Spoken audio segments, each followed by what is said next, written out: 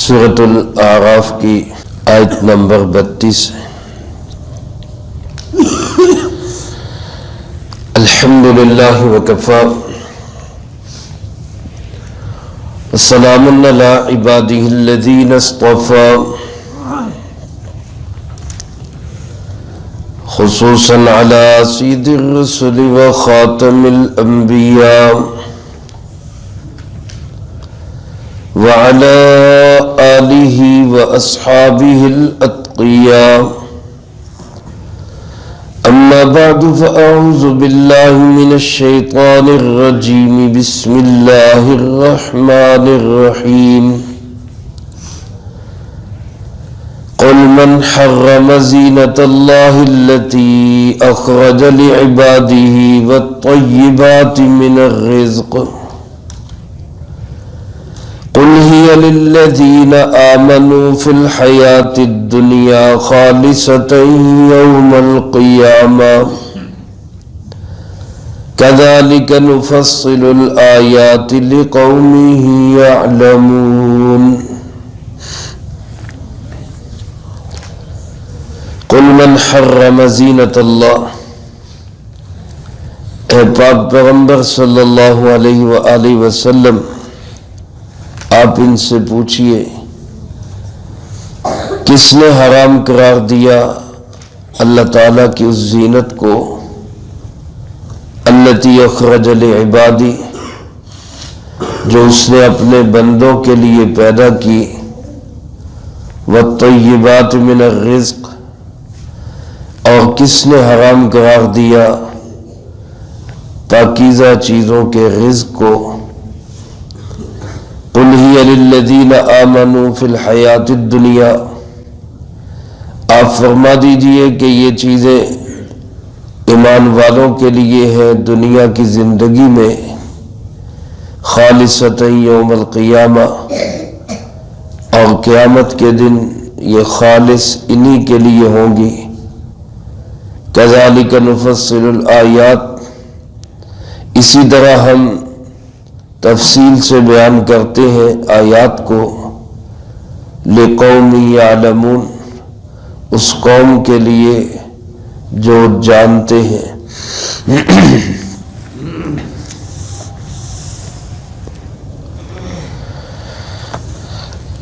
دور جاہلیت جو کہ خود ساختہ اور فرسودہ من گھڑت رسموں کو پورا کرنے کا نام وہ دین رکھتے تھے، اسلام نے ان خود ساختہ من گھڑت فرسودہ رسموں کو توڑ کر اس کی جگہ پہ شریعت عطا کی، جناب محمد کریم خاتم النبیین صلی اللہ علیہ وآلہ وسلم کے سنت اعمال دیے.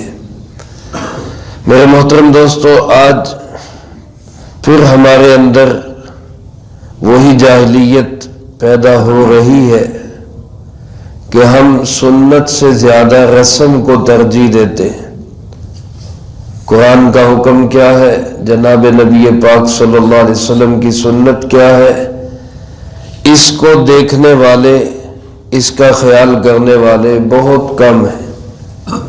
ہمارے علاقے کا رواج کیا ہے، کلچر کیا ہے، ہمارا ماحول کیا ہے، لوگ کیا کہتے ہیں، اس کو دیکھ کر ہم بہت سارے اعمال کرتے ہیں. تو آج بھی ہمیں اسی زندگی کی طرف واپس آنا ہے کہ رسموں کو چھوڑ کر، رواجوں کو چھوڑ کر اللہ اور اللہ کے نبی علیہ السلام کے طریقے پہ آنا ہے.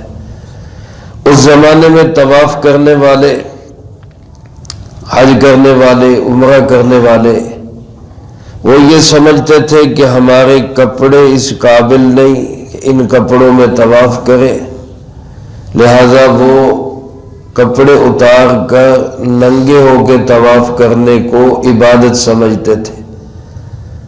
اور پھر حالت احرام میں طواف اور عمرے کی یا حج کی حالت میں کچھ بھی کھانے پینے کو برا سمجھتے تھے، خاص طور پہ اچھی غذائیں، اچھا کھانا، اس کو سمجھتے تھے کہ یہ بری چیز ہے، یہ نہیں کرنا چاہیے، تو بعض اوقات لذات کو چھوڑ دیتے، بعض اوقات ضرورت کو بھی چھوڑ دیتے۔ جو اللہ کے حکم تھے، اللہ کے نبی علیہ السلام کے طریقے تھے، ان کی کوئی وقت ان کے دلوں میں نہیں تھی۔ اپنا بنایا ہوا نظام، اپنی فرسودہ رسمیں اور من گھڑت اپنے بنائے ہوئے طور طریقے، ان پہ بہت زیادہ عمل کرتے تھے۔ اللہ پاک نے اپنے حبیب کبریا جناب محمد مصطفیٰ صلی اللہ علیہ وآلہ وسلم کو فرمایا، آپ ان سے پوچھیں من حرم زینت اللہ، جو چیزیں اللہ نے انسانوں کی زیب و زینت کے لیے پیدا کی ہیں ان کو کس نے حرام قرار دیا؟ حرام تو وہی ہے جو اللہ نے حرام قرار دی، اللہ کے سوا کسی کو کسی چیز کے حلال یا حرام کرنے کا اختیار نہیں ہے، یہ اختیار صرف اللہ کے پاس ہے۔ تو حرام تو وہ جو اللہ نے حرام کر دی، اور جو حلال چیزیں، پاکیزہ چیزیں، زیب و زینت کی چیزیں، خوبصورتی کی چیزیں، ان کو کس نے حرام قرار دیا؟ اگر کوئی انسان، کوئی مرد، کوئی خاتون شریعت کے دائرے میں رہتے ہوئے اپنی زیب و زینت حاصل کرتی ہے، اس پہ کوئی قدغن، کوئی پابندی نہیں ہے، کیونکہ یہ زیب و زینت التی اخرج لعبادی، یہ تو اللہ کی نعمت ہے جو اللہ نے اپنے بندوں کے لیے پیدا کی۔ اسی طرح والطیبات من الرزق، پاکیزہ کھانے، اچھی چیزیں، یہ بھی کسی نے حرام قرار نہیں دی۔ حرام وہی ہے کھانے جو اللہ نے حرام قرار دے دیے، اس کے علاوہ جو چیز انسان کا جی چاہے وہ کھائے، جو جی چاہے وہ پیے۔ حدیث پاک میں آتا ہے، بخاری و مسلم میں یہ روایت موجود ہے، اللہ کے محبوب علیہ الصلوۃ والسلام نے فرمایا کل ما شئت والبس ما شئت، جو جی چاہے کھاؤ، جو جی چاہے پہنو، صرف دو چیزوں سے بچو، ایک اسراف سے بچو، ایک تکبر سے بچو۔ ایک صحابی نے عرض کی، اللہ کے محبوب جی صلی اللہ علیہ وآلہ وسلم، ہمارا دل چاہتا ہے ہمارا لباس اچھا ہو، ہمارا دل چاہتا ہے ہمارے کپڑے اچھے ہوں، ہمارا دل چاہتا ہے ہم اچھے، آج کل کے ماحول میں اگر ہم کہیں اچھی جیکٹ پہنی ہو، اچھا لباس پہنا ہو، اچھی ٹوپی لی ہو، میں اس ماحول کے لحاظ سے بات کر رہا ہوں، صحابہ نے اپنے ماحول کے لحاظ سے بات کی، تو آپ علیہ الصلوۃ والسلام نے فرمایا بالکل ٹھیک ہے۔ تو انہوں نے کہا جی کیا یہ تکبر ہے؟ آپ نے فرمایا نہیں، یہ تو جمال ہے، یہ تو خوبصورتی ہے، جمال ہے، اور ان اللہ جمیل یحب الجمال، اللہ جمیل ہے، اللہ جمال کو پسند کرتے ہیں۔ انسان اچھا لباس پہنے، خوبصورتی اور اچھی اس میں چوائس ہو، اس کی رنگت اچھی ہو، لباس ایک جیسا ہو، میچنگ بعض حضرات کرتے ہیں، ٹھیک ہے، زینت ہے، کر لیں، کوئی حرج نہیں، لیکن فرمایا ایک چیز ہے کہ اچھا لباس پہن کے کسی کو حقیر نہ سمجھے، کسی کو ہلکا نہ لے، یہ نہ سمجھے کہ میں بہت اعلیٰ ہوں، میں بڑا جناب ایسا ہوں اور ویسا ہوں۔ سب کچھ دینے والا، سب کو دینے والا صرف کون ہے؟ اللہ رب العالمین ہے۔ دل میں فخر نہ ہو، غرور نہ ہو، تکبر نہ ہو، تو اچھے سے اچھا لباس بھی انسان پہن سکتا ہے، تکلف نہ ہو۔ ہمارے پیارے آقا صلی اللہ علیہ وآلہ وسلم نے ایک موقع پر ایسا بھی لباس خریدا، ایسا لباس بھی خریدا کہ جس کی قیمت 27 اونٹنیوں کے برابر ہے۔ عرب کے زمانے میں 27 اونٹنیاں، اونٹنی بڑی قیمتی چیز تھی، پھر ایک نہیں 27 اونٹنیوں کے برابر اس لباس کی قیمت تھی۔ دومت الجندل ایک علاقہ ہے، اس کا حاکم تھا عقیدر، اس نے آپ علیہ السلام کی خدمت میں ایک لباس پیش کیا جس لباس کی قیمت 35 اونٹنیوں کے برابر تھی، اور جناب محمد کریم صلی اللہ علیہ وسلم نے اس کو زیب تن فرمایا، اس کو پہنا آپ نے، کوئی حرج نہیں، اچھا مل گیا اچھا پہن لیا۔ عام عادت یہی تھی، سادہ ملا سادہ پہنا، لیکن یہ نہیں کہ کوئی پابندی لگائی ہو کہ کسی کو اللہ نے دیا ہے، بلکہ ایک صحابی کو رضی اللہ تعالیٰ عنہ آپ نے دیکھا کہ پھٹا پرانا کپڑا پہنا ہوا ہے، تو آپ نے ان سے پوچھا کہ آپ کے پاس کوئی مال نہیں ہے؟ انہوں نے کہا جی اللہ کا شکر ہے، مال ہے، سب کچھ ہے، اللہ کا دیا ہوا بہت کچھ ہے۔ تو آپ نے تربیت کرتے ہوئے فرمایا فَلْيُرَى أَثْرُ نِعْمَةِ اللَّهِ عَلَيْكَ، اگر اللہ نے مال دیا ہوا ہے تو مال کے نشانات، مال کے آثار شکرانے کے طور پہ تمہارے جسم پہ نظر بھی آنے چاہیے۔ ہاں نہیں ہے تو تکلف نہ کرے، قرضہ نہ پکڑے، دوسروں کی برابری کرنے کے لیے اپنے آپ کو جو ہے وہ بالکل ذلیل و رسوا نہ کرے، جو اللہ نے دیا ہے اس کو پہنے، ٹھیک ہے۔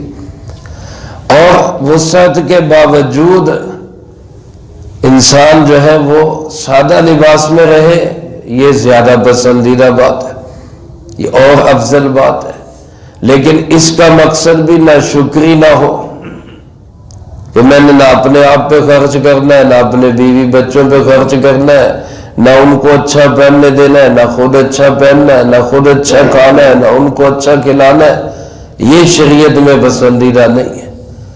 اس لیے یہ خود ساختہ سادگی یا خود ساختہ اپنی بناوٹی کہ جناب ہم تو فقیر بندے، ہم تو پھٹے پرانے لباس میں، یہ اللہ کی نعمت کی ناشکری بھی ہو جاتی ہے۔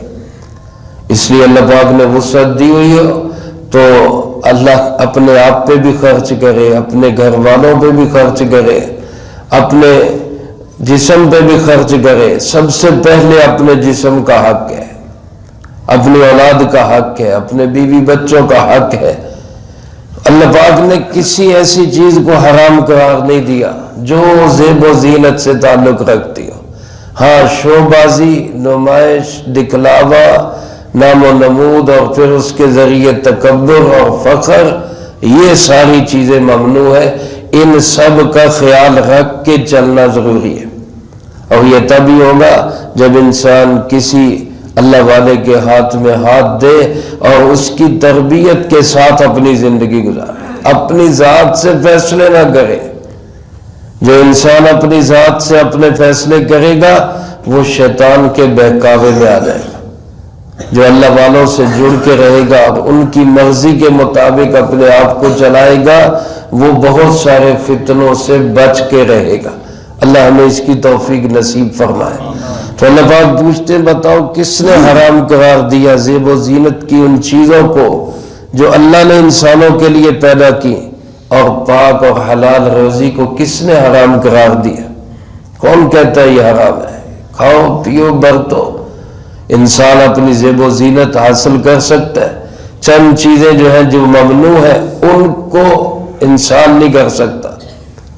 مثلا عورت کے متعلق آپ نے فرمایا اگر عورت اپنے بال بڑھانے کے لیے دوسری عورت کے بالوں کو اپنے بالوں کے ساتھ ملاتی ہے تاکہ میرے بال لمبے لگے اور یہ سجاوٹ جو ہے وہ سب کے سامنے آئے، آپ نے اس کو ممنوع قرار دیا، اس پہ لعنت فرمائی۔ اسی طرح دانت صاف رکھنا، اس کے لیے مسواک، اس کے لیے پیسٹ، اس کے لیے منجن، اس کے لیے دنداسا، دانتن، کچھ بھی استعمال کیا جا سکتا ہے، کوئی پابندی نہیں، لیکن دانتوں کو خوبصورت دکھانے کے لیے ان میں فاصلہ کرنا اور ان کو رگڑوانا، اس کو آپ نے منع قرار دیا۔ ایسے ہی ہمارے یہ دو بھویں ہیں، ان کے درمیان بال نہ ہو تو خوبصورتی لگتی ہے۔ اب یہ قدرتی کسی کی خوبصورتی ہو بہت اچھی بات ہے، لیکن اگر اس کو بنوائیں گی، جس کو پلکنگ کروانا کہتے ہیں، یا اسی طرح بھووں کو بنوانا، تو یہ ناجائز اور حرام ہوگا۔ تو جو چیزیں ممنوع ہیں وہ زیب و زینت حاصل نہ کریں، مرد عورتوں کی مشابہت کریں، عورتیں مردوں کی مشابہت اختیار کریں، اس پہ لعنت فرمائی گئی۔ لیکن جائز حد تک جہاں تک شریعت نے اجازت دی ہے وہاں تک زیب و زینت حاصل کرنے میں کوئی قدغن، کوئی پابندی نہیں ہے، کسی قسم کی ممانعت نہیں ہے۔ ہاں فرمایا کہ یہ چیزیں تو اللہ نے ایمان والوں کے لیے بنائی ہیں دنیا میں، اور خالص ہوں گی قیامت کے دن۔ دنیا میں بھی ایمان والوں کے لیے ہے، قیامت کے دن خالص ایمان والوں کے لیے ہوگی۔ اس جملے کا کیا مطلب؟ ایک مطلب علماء نے لکھا ہے کہ دنیا ساری ہی مومنوں کے لیے بنی ہوئی ہے، ساری دنیا کے تمام انسانوں کو جو کچھ مل رہا ہے وہ ایمان والوں کی وجہ سے مل رہا ہے۔ جیسا کہ ایک حدیث مبارک میں آتا ہے کہ جب تک دنیا میں ایک بھی اللہ اللہ کہنے والا موجود ہے اللہ اس نظام کو چلائیں گے، اور جس دن ایک بھی اللہ اللہ کہنے والا نہیں رہے گا اللہ اس نظام کو ختم کر دیں گے۔ تو معلوم ہوا کہ یہ سارا نظام جو چل رہا ہے وہ اللہ اللہ کی برکت سے چل رہا ہے۔ تو ایمان والے ہیں جن کی وجہ سے کافروں کو بھی مل رہا ہے، لیکن قیامت کے دن خالص ایمان والوں کو ملے گا، کافروں کو نہیں ملے گا۔ دوسرا مطلب یہ ہے کہ دنیا کے اندر جو بھی نعمتیں ہیں ایمان والوں کو اللہ اس طرح عطا کرتے ہیں کہ آخرت میں ان سے کوئی پوچھ گچھ نہیں ہوگی، یہ نعمتیں وبال نہیں ہوگی، کیونکہ ایمان والا اللہ کی نعمت کو استعمال کرتا ہے، اللہ کا شکر بھی ادا کرتا ہے۔ کافر اللہ کی نعمت کو استعمال کر کے اللہ کی نافرمانی کرتا ہے، ناشکری کرتا ہے، اس کے لیے گویا دنیا کی نعمتیں وبال بنیں گی، ایمان والے کے لیے وبال نہیں بنیں گی۔ اس لیے اصل میں یہ نعمتیں ہیں ایمان والوں کے لیے، اور آخرت میں تو خالص ایمان والوں کو ہی ملیں گی۔ اور بعض حضرات نے یہ لکھا ہے کہ ایمان والوں کو جو اللہ پاک نعمتیں عطا فرماتے ہیں یہ نعمتیں اللہ رب العالمین کا احسان ہے، اللہ کی طرف سے انعام ہے۔ کافروں کو اللہ جو دنیا میں نعمت عطا کرتے ہیں وہ اس کا ان پہ وبال بھی ہوگا، حساب بھی ہوگا۔ اس لیے کافر کے لیے یہ کوئی نعمت نہیں بلکہ کافر کے لیے تو یہ مصیبت بن جائے گی۔ ایمان والوں کے لیے دنیا میں بھی یہ نعمتیں ہیں، اور خالصتاً یوم القیامہ قیامت کے دن تو یہ خالص ایمان والوں کے لیے ہوں گی۔ اللہ پاک کی دو صفات ہیں، ایک رحمان ایک رحیم۔ رحمان کا معنی اپنوں پراؤں سب پہ رحمت کرنے والا، اور رحیم کا معنی خالص اپنوں پہ رحمت کرنے والا۔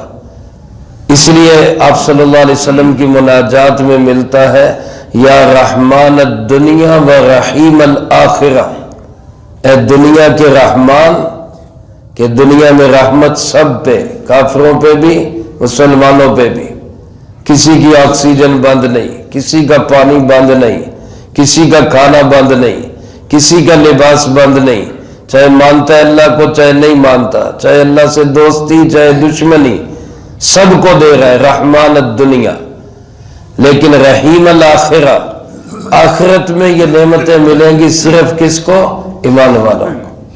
تو ایمان والے اللہ کے حکموں پہ چلے، رسول اللہ صلی اللہ علیہ وسلم کے طریقوں پہ چلے، اس دنیا میں بھی ان کا راج ہے، آخرت تو ہے ہی ان کے لیے۔ اللہ پاک فرماتے کذالک نفصل الآیات، اسی طرح ہم اپنی آیتوں اپنی نشانیوں کو تفصیل سے کھول کر بیان کرتے ہیں لقوم یعلمون، لیکن اس سے فائدہ وہ اٹھائیں گے جو علم رکھتے ہیں، جو علم کے ساتھ زندگی گزارتے ہیں، اللہ کی پہچان کے ساتھ زندگی گزارتے ہیں، علم والوں سے جڑ کر زندگی گزارتے ہیں، ان کو ان آیات کا فائدہ ہوگا۔ میرے محترم دوستو، ہم بھی اللہ کا شکر بھی ادا کیا کریں، اللہ نے بہت ساری نعمتوں سے نوازا ہے، اور یہ بہت بڑی نعمت ہے کہ اللہ ہمیں صبح قرآن سنانے کی توفیق نصیب فرما دیتے ہیں۔ یہ کتنی بڑی نعمت ہے. اس نعمت کی ہم قدر بھی کریں اور اس نعمت پہ اللہ کا شکر بھی ادا کریں. اللہ مجھے آپ کو سب کو اپنی ہر نعمت کی قدر کرنے کی توفیق نصیب فرمائے. جو کہا سنا اس کو زندگی میں لا کے دوسروں تک پہنچانے کی توفیق عطا فرمائے. اللہم لک الحمد کما ینبغی لجلال وجہک وعظیم سلطانک. اللہم لا احصی ثناء علیک انت کما اثنیت علی نفسک. اللہم لک الحمد کما انت اہل. صلی علی محمد کما انت اہل وافعل بنا ما انت اہل فإنک اہل التقوی واہل المغفرہ. اللہم وفقنا لما تحب وترضى من القول والعمل والفعل والهدي والنية إنك على كل شيء قدير. اللهم ربنا آتنا في الدنيا حسنة وفي الآخرة حسنة وقنا عذاب